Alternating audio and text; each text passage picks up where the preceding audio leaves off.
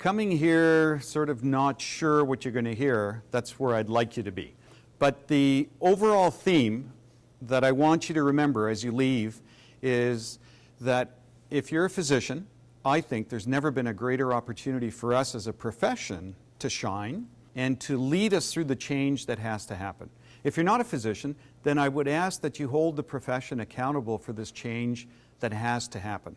And if this change doesn't happen, I can predict that within the next 15 years, there will be no medical profession. The profession as we know it will disappear. Now, that's a pretty bold statement as president of the Canadian Medical Association to make, but I'm totally cognizant of the fact that the physicians that are practicing today and the future physicians that are training right now have to think very differently. The old way of thinking doesn't cut it anymore today, okay? We've got to think very differently. So the first thing we've got to do is start the conversation between the different generations of physicians that are out there, because there's a whole different set of expectations amongst the different generations, and there's at least 4 generations practicing right now. And unless we can enter into having that discussion, we just have to feel comfortable having that discussion, because what I'm feeling and what I'm hearing from Generation Y is that as soon as they start expressing what their feelings are in terms of what they would like, then my generation and the generation before automatically reverts to a parent-child role. And both of them start talking very funny kind of talk with words that don't really make a lot of sense. Entitlement, lazy, expectations, out of line. And you hear these words all the time. But what we have to do is engage in the discussion. That's the first step. And we haven't felt comfortable even having the discussion. So there's no sense discussing something unless you're comfortable acknowledging it's going to be a difficult conversation to start with. So it's going to be a busy year ahead, there's no doubt about it. So I need a roadmap. So here's my roadmap. I'm going to talk about 3 things: healthcare transformation, health equity, and advocacy. It's a complicated slide, but we'll simplify it by just focusing on those elements one at a time. So 3 themes. We're going to cover those themes tonight, and each theme has 3 sub-themes. And so by the end of it, I should have told, I think, an interesting enough story that we'll have time for a conversation at the end of it. And I've walked through, and a lot of the answers actually are residing in some of the boards around here, especially that one over there, the Thrive one. We're gonna almost look like I had those people pay me to say what they're doing over there. It'll look quite similar. So if we're going to talk about healthcare transformation, that's how to change this monster that's been created across the country that's consuming about $200 billion. Each and every year, healthcare in Canada that we can measure consumes about $200 billion. That's a lot of money. Even from a guy who comes from Alberta, that's a lot of money. All right? Health equity is talking about how if you want to be healthy, the last thing you should do is interact with the healthcare system, because the healthcare system really may contribute 25% of your health, but the reason you're healthy has got nothing to do with the healthcare system, okay? And I don't even know why they call it a healthcare system, because no one healthy actually goes into it. You have to be sick to go into it, right? So it's a misnomer. It's not really a healthcare system. It's really a sick care system. And the last one is advocacy and how we can advocate. Now, the Canadian Medical Association is as old as the country. It's one of the oldest medical institutions in Canada, and as such, it's a very conservative body. They're always a little nervous when I go out and speak, because I toe the party line, but I really walk the line very carefully in terms of making sure people wake up and listen to the message that needs to be told. So if we start off with healthcare transformation, then the first theme of them all is this one. Now, there's only a couple of slides that, if you don't work in like the profession, it's pretty brutal. So if you see an image that makes you feel queasy, just close your eyes. There's only one image, okay? So just so that I can warn you. And here's the warning of the image. So when you see a patient like this, the point I want to make is there is no other member of the healthcare profession that will assume the ultimate responsibility for this patient. It's not a nutritionist. It's not an administrator. It's not the chair of the board. It's not a pharmacist. It's not a nurse practitioner. Okay? There's no other member of the profession that will say, this is my responsibility, other than a physician. All right? Now, so that's pretty straightforward and easy, that our unique role as physicians is that we're prepared, have always been prepared, to accept the ultimate responsibility. Now, if you were to then say, if that's the most severe patient, which it usually is, and over here is a patient that has a little bit of a cold, where is the spectrum as to what physicians should rightfully say, this is what we're trained to do, and this is what we're responsible for? Now, for the person that comes in with a regular cold, you actually don't even need a physician. You don't even need a nurse practitioner. You just need a seasoned grandmother. And there's not too many seasoned grandmothers out there anymore, right? But how did we survive as a species for millions of years before the profession was ever designed? We used to have a lot of collective wisdom in medicine within families, aunts, neighbors, uncles, mothers, especially mothers, and grandmothers as well. Okay, but we've lost that for some reason. We've lost that. And so now by default, our healthcare system has to serve purposes that it really wasn't designed to serve.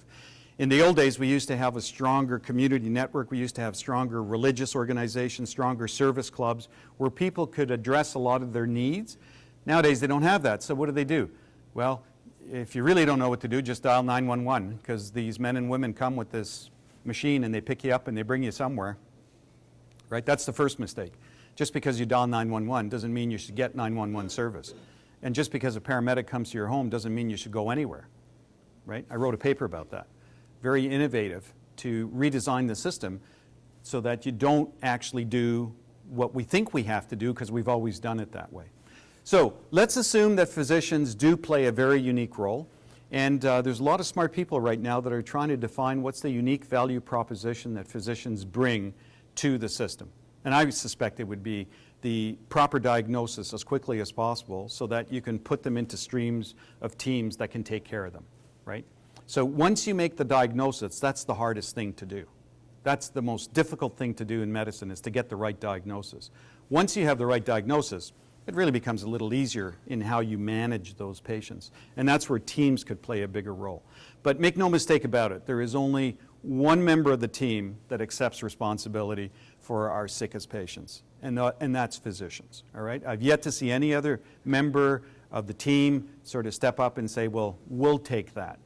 Yeah, they'll take it once everything's settled down, and maybe rightly so, but physicians still play a very important role. Now, the role they play is so important that they actually set the tone for the entire system. Physicians actually set the tone for the systems that they work in. And if you hear physicians constantly bitching about administration, constantly bitching about their colleagues, constantly bitching about their patients, what does that do? It tells the learners and it tells all the other members of the team that it's okay to whine and complain, as opposed to step up and set the tone for the systems that you work in. We have no trouble training our nurses and pharmacists and doctors in terms of how to take care of patients, but we rarely, if ever, teach them how to take care of these complex systems that they work in. And these systems are very complex. And so physicians should be setting the tone for how to approach problems if problems exist within a system, right? But we don't do that. Unfortunately, it's a lot easier to just complain, and that complaining actually sets the tone, and that tone is picked up by learners and others as well, okay? So the role physicians play in setting the tone is so important. And then the last one, if we're going to do healthcare transformation, is to make absolutely sure that every dollar spent is spent wisely.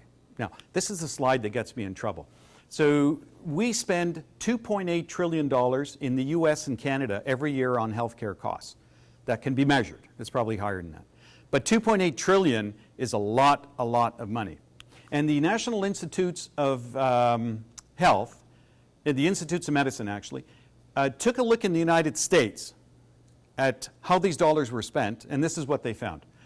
$210 billion in unnecessary services, $130 billion in inefficient delivery, $190 billion in excess administrative costs, $105 billion in inflated prices, and the list goes on and on to the tune of about $750 billion a year in the US are wasted on healthcare every year. That's 4 times the annual budget of the Canadian healthcare system.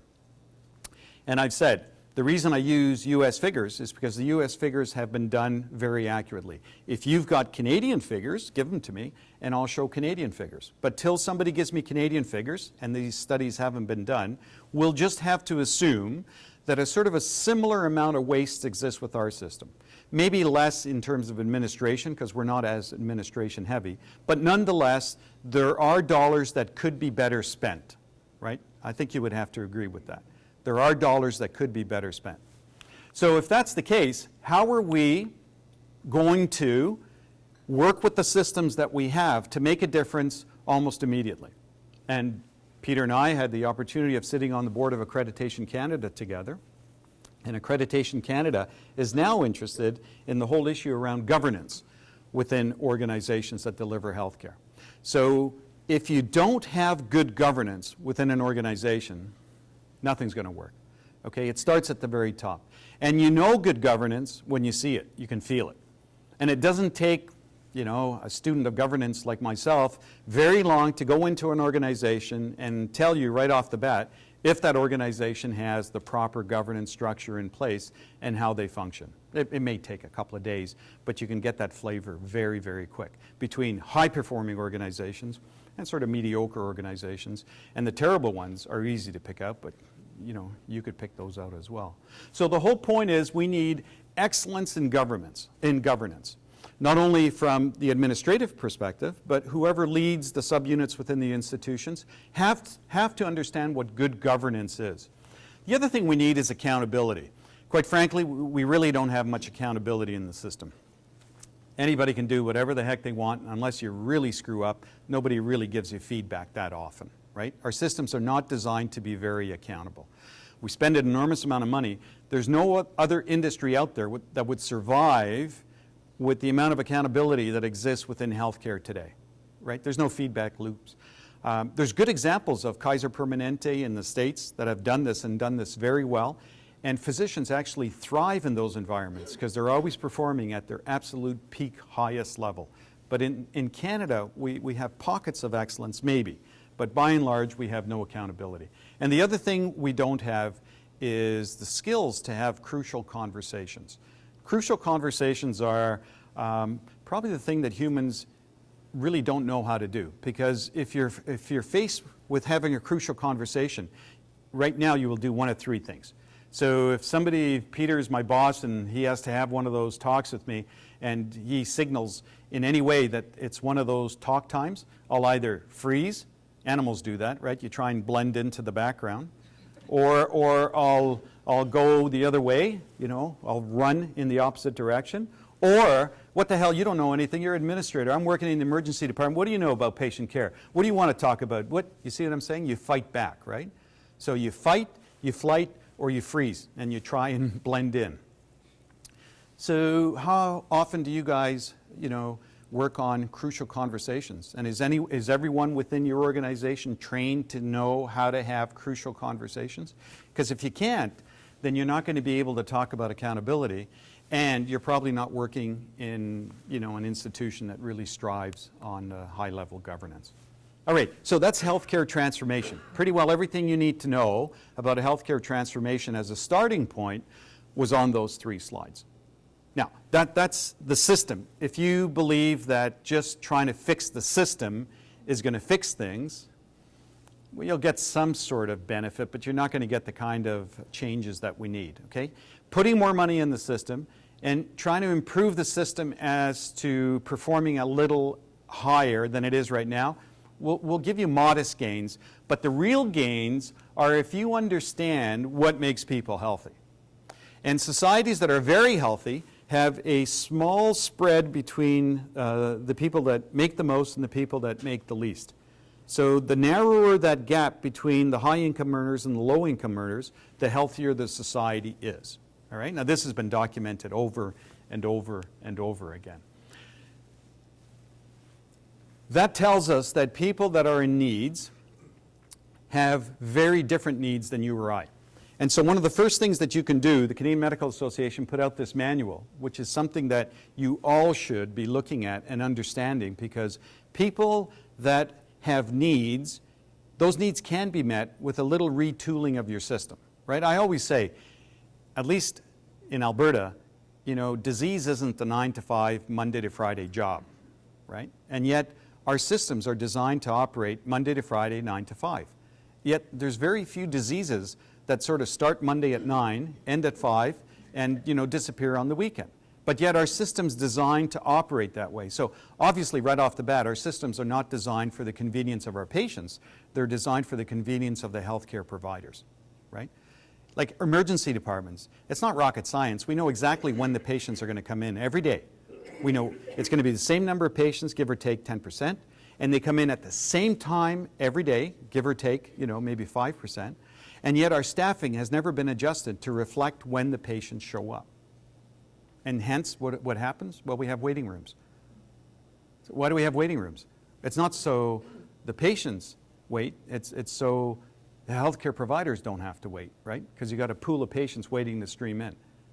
You can run through more patients if the patients are streamed through the department and everyone's more satisfied at the end of the day, but you have to understand flow of patients and what it's all about, all right?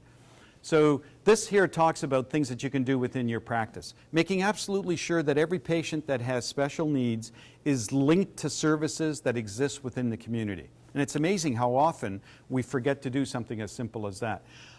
You have to ask patients about their economic needs. It's not embarrassing to say, are you able to fill this prescription? Are you able to take a cab?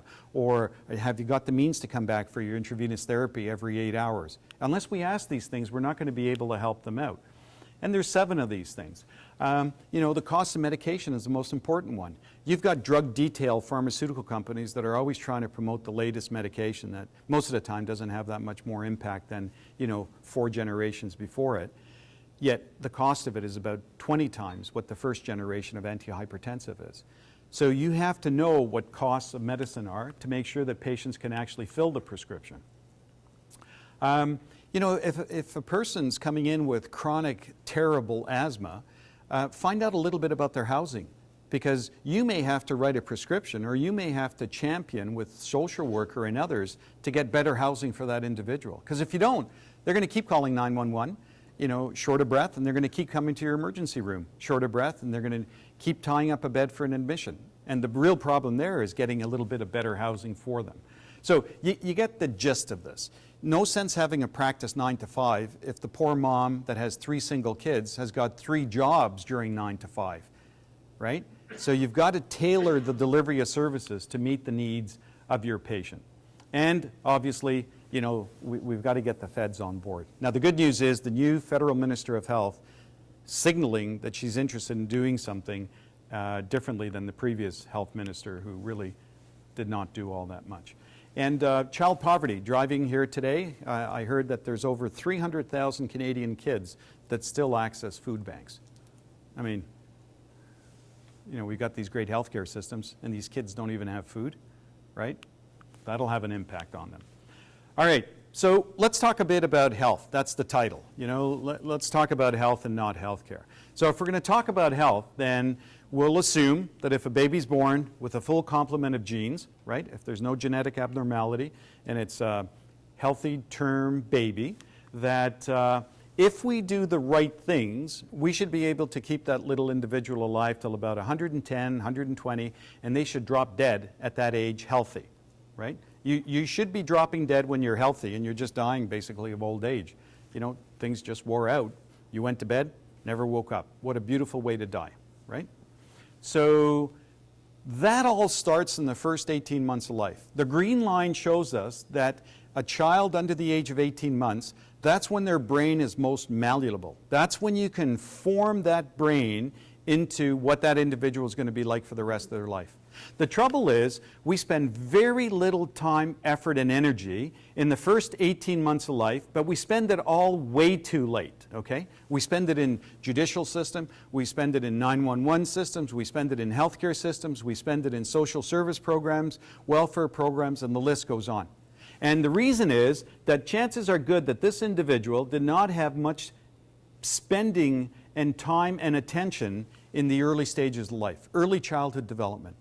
This is getting so interesting that if a mother carrying a child is under stress, there's this field of genetics known as epigenesis. Epigenesis is that the stress that that mother goes under actually turns genes on and off in the baby, and those genes are passed on to the next generation. All right? So the good news is in 2013, we know how to keep people healthy. Unfortunately, the healthcare system is consuming the majority of the resources so that we can't focus on the most important members of our society, and that's kids under the age of 18 months. All right, let's start breaking it down so it makes a little more sense. So if health is 100%, where does that come from? Well, the healthcare system may contribute 25% of your health. 75% of your health comes from income, early childhood development disability, and the list goes on. 15% is biological. You either have inherited the right genes or not. And the last bit comes from the environment that you're in. Okay? So we know that if you want to keep people healthy, you should be investing in things other than the healthcare system.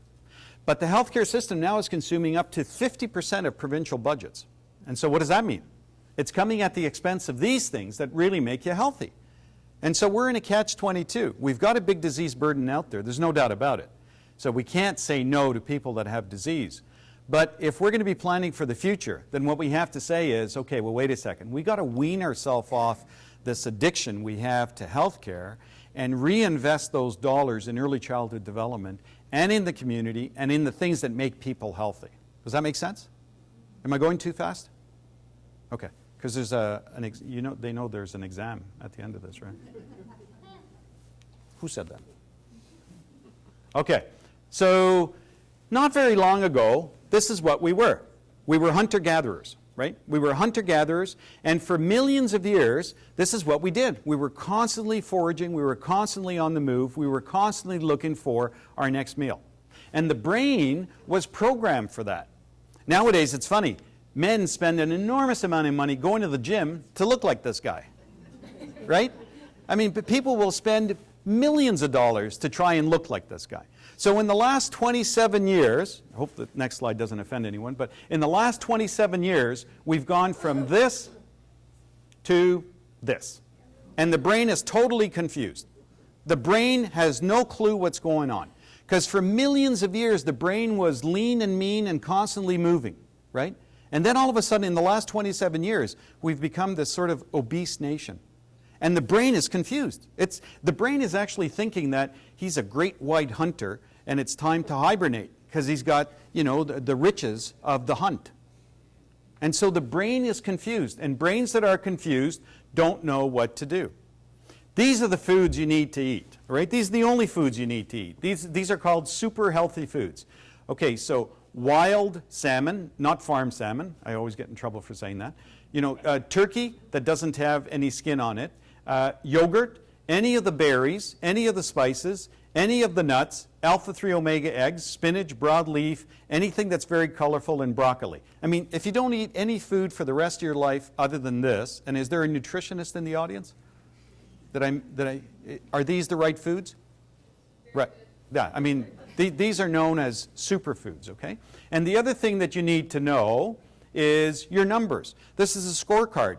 So every patient that you interact with, this is the scorecard that you should know these numbers on the patients. Are they sleeping 7-8 hours a night? Are they taking 10,000 steps a day? Measure the belly. God put a little hole here, and you're supposed to put a measuring tape where that hole is. And if it's over 40 inches for men or 37 for women, you're guaranteed to have either a stroke, diabetes, heart attack, renal failure, and the list just goes on. Certain cancers as well. Your resting heart rate in the morning should be no higher than 60. Know your thyroid-stimulating hormone, glucose, sugar, and your cholesterol. And your blood pressure should be down in the 115/75 range. That's the scorecard. So every patient that comes into your system should have this come up. And that should be measured each and every time they're coming in. Those are the scorecards. Because if you're not keeping track of the score, you're just practicing, right? These are the hard numbers that we all need to know. And as a matter of fact, the technology exists. Let me pull out the right thing. The technology exists today that with these gadgets here, soon these gadgets are going to be able to measure all this stuff lifetime in your body. They've already got these chips that are implantable. and the chip talks to the computer, which is your phone, and this could be relayed to any monitoring station, and this is all stuff that we know right now. You can do this electronically right now. I've got a couple of students that are very interested in that area. So you're saying, it's so easy for you to get up there and come here and say, we got to do things differently. But things are far more complicated than that, Doc. Well, they're not really that more complicated. Doctors are actually starting to write books about the end of illness. There's actual physicians that believe that we have enough knowledge today to really start the conversation about ending illness, all right? And if you want to simplify the whole notion, just remember this, and I'll teach you this so you never forget this. And if you do it, you'll never forget it. So put up 3 fingers, okay, and say this: smoking, inactivity, and poor nutrition. Okay, those are the 3 risk factors. Contribute to 4 diseases. Put up 4. So certain cancers, diabetes, chronic pulmonary conditions, and cardiovascular disease. All right? And those 4 conditions account for 50% of the disease burden.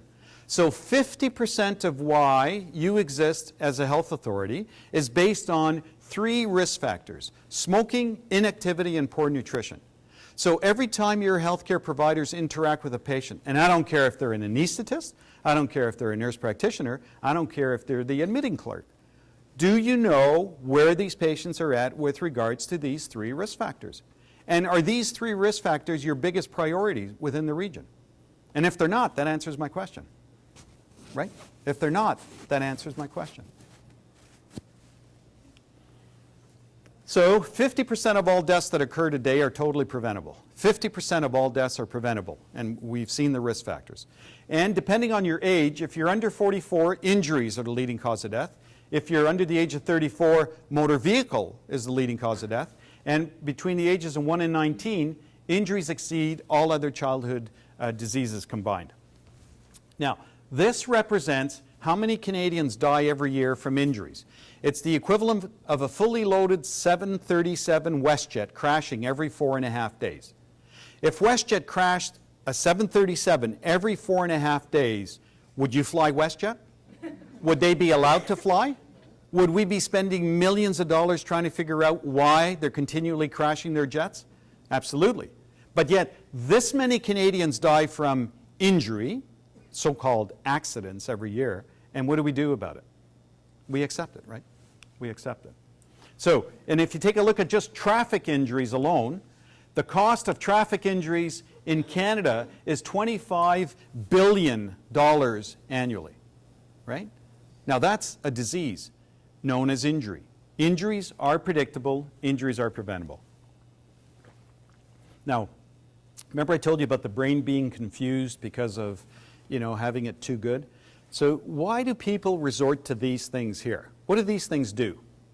What do these things make you feel the moment you do them? You feel good, right? You feel good. So whether it's salt, whether it's drugs, sex, inactivity, alcohol, fatty foods, they make you feel good. But what a coincidence. Those very things cause these diseases here, and those diseases are part of the reason why we have a healthcare system. So do you have people that are trained to know how to interact and intervene and modify or reduce or eliminate these risks? Very difficult to do. Those people are far and few in between, okay? Because you require a very special skill set to be able to intervene. This is the big one, the sleeper, I call it. We're chronically fatigued as a society. If I was to turn up the heat a little bit in here, talk a little lower, put some Barry Manilow music on, I bet you most of you within 5 minutes would be totally gone, right? Because we're fatigued. And fatigue has a direct impact on our health. No ifs, ands, or buts about it. The other one is substance abuse. Boy, we don't like talking about this one, but do you think substance abuse is a major problem? Just out of curiosity. What's the chance that you may know someone in your family or a friend or a colleague that has a substance abuse issue? Put up your hand. Boy, I wasn't expecting that. No matter where you give this presentation, no matter what audience you talk to, those are the kinds of numbers that go up all the time. okay? Major problem. And the other one is mental illness. But you know, you really don't want to call it mental illness. You want to call it brain health, all right? Because mental illness carries a certain stigma to it. Yet we know for a fact that mental illness is very prevalent within our society, but we're still not comfortable talking about it. Yet 500,000 Canadians aren't showing up at work today as a result of mental illness. So as we wrap up, what's the role for the federal government? The good news is that the Federal Minister of Health has signaled that she is very interested in working on some of these issues, and she wants to work on them right away. So I think an opportunity exists for us to advance some federal leadership on the healthcare portfolio, which is a provincial jurisdiction, as you know. But it's a very important role for the feds to play. Now, I'm going to leave with this passage that the Governor General gave last year at the Royal College Convocation in October. And what the Governor General said was, "Why do I insist on provoking Canadian medical professionals to carefully scrutinize your understanding of professionalism and ensure healthcare providers demonstrate the highest level of professionalism every day of their working lives? Because you're part of a social contract with Canadians. This contract is founded on 3 elements: specialized knowledge that is taught formally and under supervision, the right granted to you by the state to control standards and competence, and a responsibility to society that obligates you to serve the public good. This contract gives medical professionals in our country a monopoly. In return, you are duty-bound to serve your patients competently, improve the practice of healthcare, and enhance the common good." That's the deal. What happens if you fail to meet the obligations under the social contract? Canadians will change that contract and redefine professionalism for you. Regulations and changes will be forced upon you, quite possibly in forms that diminish or remove your self-regulatory privilege. One of the best ways for you and for men and women in any profession to avoid having change forced upon you is to relentlessly embrace new ideas, tenaciously set and reach higher standards, and most importantly, passionately strive to ensure your profession serves the public good.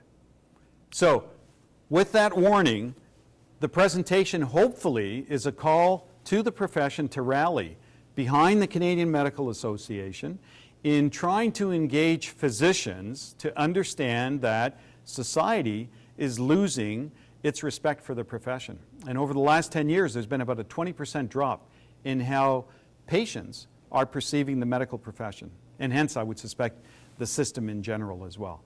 So patients are telling us they're not happy with what's going on. The Governor General told us he's not happy with what's going on. It's up to us now to make absolutely sure that we listen to these messages, get on the same page, and align our thinking. And that's why my presidents that work with me, at Dr. Anna Reid from Yellowknife, and Dr. Chris Simpson coming in, and myself, I don't know where this picture came from. If you're from Alberta, they think you always got to look like this. I might as well have a little laugh. But the whole point is the 3 presidents are giving this exact same message across the country today as we speak.